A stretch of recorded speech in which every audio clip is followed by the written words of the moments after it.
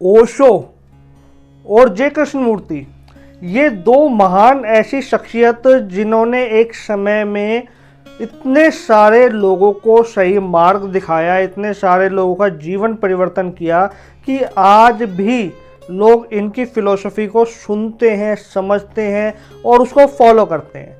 लेकिन जब ये दोनों अपने पीक पर थे, जब इन दोनों का समय चल रहा था, तो कहते हैं ना कि जब दो बर्तन एक जगह होते हैं तो आपस में आवाज़ उनकी आती ही है, वो खड़कते ही हैं। ऐसा ही कुछ ओशो और जे कृष्णमूर्ति की फ़िलॉसफ़ी को लेकर भी है। ओशो के चाहने वाले, ओशो के फॉलोवर्स कहते हैं कि ओशो की फ़िलॉसफ़ी ज़्यादा सही है, और जे कृष्णमूर्ति के जो चाहने वाले हैं वो कहते हैं कि कृष्णमूर्ति की जो फ़िलॉसफ़ी है वो ज़्यादा प्रैक्टिकल और ज़्यादा अच्छी मानी जाती है। अब आखिर दोनों में किसकी फ़िलॉसफ़ी ज़्यादा सही है, किसकी फ़िलॉसफ़ी को हमें फॉलो करके अपने जीवन को एक नई दिशा देनी चाहिए, आइए जानते हैं, समझते हैं डिटेल के अंदर। तो देखो, अगर हम दोनों के कैरेक्टर की बात करें, क्या उन दोनों का चरित्र रहा है, तो ओशो की अगर हम बात करें तो ओशो से ज़्यादा बड़ा कंट्रोवर्शियल गुरु शायद ही कोई इतिहास में रहा होगा या कोई आने वाला है। ओशो के चारों तरफ कंट्रोवर्सी हमेशा घूमती रहती थी, चाहे फिर उनका सेक्स गुरु के नाम से बुलाना हो उनको, चाहे फिर उनकी रोल्स रॉयस को लेकर हो, चाहे उनकी रोलेक्स वॉच को लेकर हो, अमेरिका के फॉलोवर्स को लेकर हो, अमेरिका के आश्रम को लेकर हो, हर तरफ से उनके ऊपर कंट्रोवर्सी गिरी ही रहती थी। ओशो हर एक पुराने जो रूढ़िवादी जो नियम चलते थे, जो मान्यताएं चलती थी, उसके ऊपर क्वेश्चन मार्क लगाते थे। वहीं अगर हम जे कृष्णमूर्ति की बात करें तो जो जे कृष्णमूर्ति है वो एकदम साधारण सिंपल जीवन जीते थे और एकदम प्रैक्टिकली बात करते थे। ओशो का कहना ये था कि अगर जीवन में तुम्हें शांति चाहिए तो आनंद और ध्यान, इन दोनों की आवश्यकता तुम्हें होगी। ओशो कहते थे कि अपने भीतर जो भी भरा हुआ है सबको बाहर निकाल दो। इसलिए आपने देखा होगा, अगर आप लोगों में कोई ओशो के आश्रम में गए हैं तो वहाँ देखते नहीं हो लोग कैसे चिल्ला रहे हैं, यानी कोई रो रहा है, कोई नाच रहा है तो नाचे जा रहा है, तो ऐसी हरकतें होती है। यानी अपने भीतर जो दबाव है उसको बाहर निकालते हैं।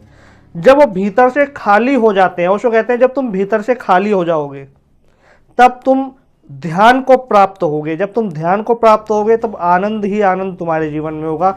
हर एक पल को आनंद के रूप में जियो। ये थी ओशो की फ़िलॉसफ़ी। वहीं जे कृष्णमूर्ति है, जो जे कृष्णमूर्ति कहते हैं कि तुम्हें किसी गुरु की, किसी कर्मकांड की, किसी ध्यान की भी आवश्यकता नहीं है जीवन को जीने के लिए, समझने के लिए। केवल एक चीज़ चाहिए, जागरूकता, अवेयरनेस। हर एक चीज़ को देखते टाइम, कुछ कोई कर्म करते टाइम जागरूकता का भाव अगर तुम्हारे भीतर है, तुम दृष्टा बन जाओ, यानी देखने वाले बन जाओ। और देखना है खुली आंखों से, मन की बंद आंखें नहीं होनी चाहिए। किसी भी ध्यान की, किसी भी कर्म कांड की, किसी भी गुरु की आवश्यकता नहीं होगी यदि तुम हर एक स्थिति को जागरूकता के साथ देख रहे हो तो। ये फिलॉसफी थी जे कृष्णमूर्ति की। अब दोनों में हमेशा से एक विवाद रहता था कि किसकी फिलॉसफी ज़्यादा है, और ये विवाद उन दोनों का हो ना हो, उनके फॉलोवर्स का तो जरूर रहा है और आज तक चलता आ रहा है। आज तक जे कृष्णमूर्ति के और ओशो के जो फॉलोवर्स हैं आपस में टकराते रहते हैं। अब आपको समझना पड़ेगा कि कोई भी ऐसा नई बात नहीं है आज प्रेजेंट में जिसे पहले कभी बोली ना गई हो। कोई भी ऐसा ज्ञान, कोई भी ऐसी फिलोसफी नहीं है। हाँ, समय के हिसाब से, काल के हिसाब से फिलोसफी को बताने का तरीका, अपनी बातों को रखने का जो तरीका है वो बदल जाता है। इसलिए हमें लगता है कि यार ये कुछ नया है। उदाहरण के लिए आज आप देखोगे आचार्य प्रशांत जो बातें बोल रहे हैं वो बातें ऐसा थोड़ी है कि आज वो बोल रहे हैं तो उससे पहले किसी ने नहीं बोला। ओशो ने भी बोला, जे कृष्णमूर्ति ने भी बोला, और बहुत ऐसे महान संत हुए हैं जिन्होंने ये बातें बोली हैं। लेकिन उस समय कितना बोलना था और कितनी ज़रूरत थी इस समाज को, उतना ही बोला, ठीक है, और उसके हिसाब से बोला। लेकिन आज हम जब खड़े होकर देखेंगे कि उन्होंने जो बोला तो हमें सारी वो लगेगी यार आउटडेटेड बातें हैं, पुरानी बातें हैं। हाँ, ओशो की तो फिर भी हमें ये लगता है कि नहीं, ओशो आज के हिसाब से हैं। इनफैक्ट आज से अगर हम देखें तो 20-25 साल आगे के ही हैं ओशो। ओशो को आप जब भी देखोगे तो हमेशा वो एडवांस ही दिखेंगे, हमेशा आगे के समय के ही दिखेंगे। तो आचार्य प्रशांत भी जो बात बोल रहे हैं वो ऐसा नहीं है कि बिल्कुल अलग हो, वो वही बातें बोल रहे हैं, वही ज्ञान बता रहे हैं हमें, जो हमें पहले कुछ महान संतों ने बताया था, जो हमें उपनिषद और गीता ने बताया था। तो ऐसे ही जय कृष्णमूर्ति हो चाहे ओशो हो, उनकी भी फिलोसफी जो है वो भी ऐसा बिल्कुल नहीं है कि अलग अलग जगह से आई या उनकी एक नई फिलोसफी थी, नहीं। आप जब डिटेल में पढ़ते हो जय कृष्णमूर्ति को तो वो मोस्टली जो बात बोलते हैं वो अष्टावक्र गीता में है। जिन्होंने अष्टावक्र गीता पढ़ी है वो मेरी बात से रिलेट कर पाएंगे कि हाँ, जय कृष्णमूर्ति जो बात बोलते हैं वो मोस्ट केस में सिमिलर होती है अष्टावक्र गीता से। वहीं अगर हम ओशो की बात करें तो ओशो जो बात बोलते हैं वो ज़्यादातर मैच करती है भगवत गीता से और बुद्ध से, क्योंकि ओशो बहुत ज़्यादा इंस्पायर्ड थे बुद्ध से भी और कृष्ण से भी। ओशो के जीवन में ओशो ने जिनको फॉलो किया तो वो 3 ही लोग थे, एक तो थे कृष्णा, ठीक है, और एक थे बुद्ध और एक थे लाओ त्सो। अब बात ये आती है कि हमें किसकी फिलोसफी को फॉलो करना चाहिए, किसकी फिलोसफी को सुनना चाहिए। तो मैं आपको एक बात बताऊं, गीता में भगवान कृष्ण अर्जुन को एक बात बोलते हैं कि जितने भी मार्ग बताए गए हैं, भक्ति मार्ग, ध्यान मार्ग, ज्ञान मार्ग, कर्मकांड मार्ग है ना, कर्मकांड मार्ग और तुम्हारा अद्वैत मार्ग, ये सारे मार्ग आते मेरे पास ही हैं, केवल रास्ते अलग अलग हैं भक्ति के।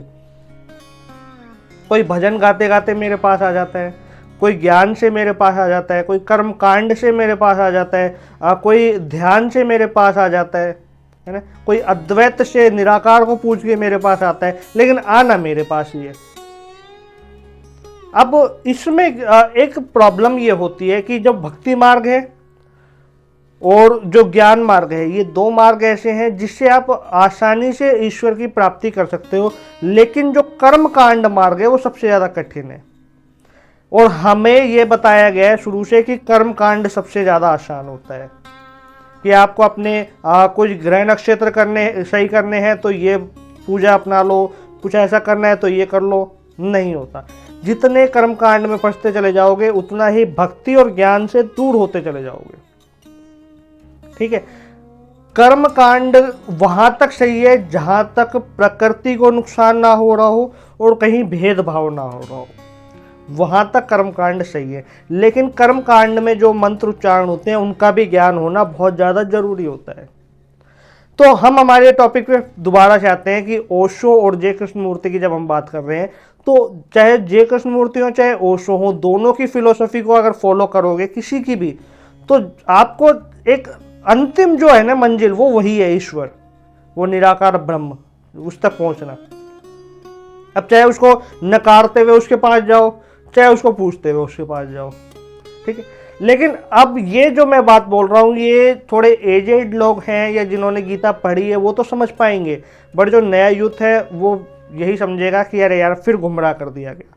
तो अब मैं प्रैक्टिकली आपको बताता हूँ कि आपको करना क्या है और किस चीज़ को फॉलो करना है।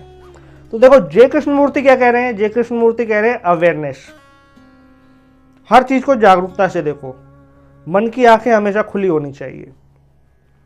तो पहली फिलोसफी आपको ये फॉलो करनी है कि हर एक चीज को जागरूकता से देखो, जीवन को जागरूकता से देखो, है ना।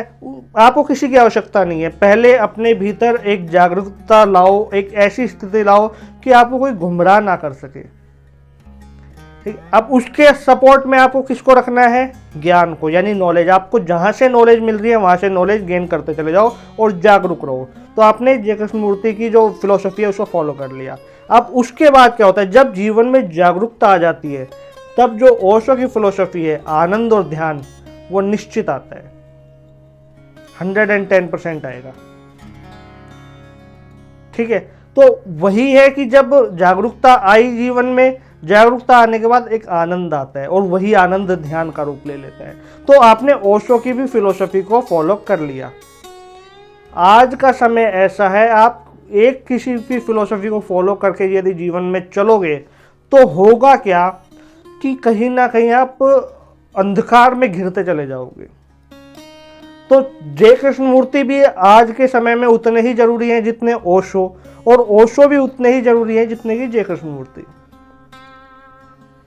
तुम्हारे जीवन में क्या परिवर्तन आ रहा है वो जानना सबसे ज्यादा जरूरी होता है। अपने जीवन में परिवर्तन लाना, अपने जीवन को एक नई दिशा देना, एक सही दिशा देना, यही तो हमारे संतों ने हमें सिखाया है।